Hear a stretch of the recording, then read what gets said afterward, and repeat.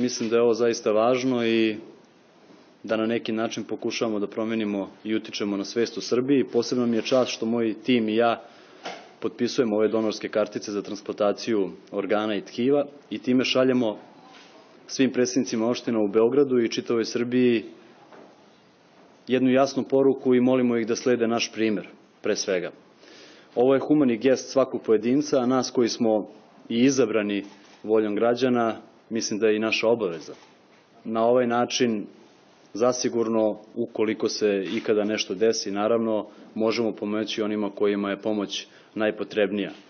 Takođe želimo kroz ovu akciju da damo i snažnu podršku zakonu, novom zakonu koji će se usvojiti, nadamo se najverovatnije u toku sledeće godine, zakon o zaveštanju organa, i mislim da u Srbiji ne treba da postoji strah ovakvih akcija. Ono što je važno naglasiti takođe, a to je da jedan donor može da spasi 4 života.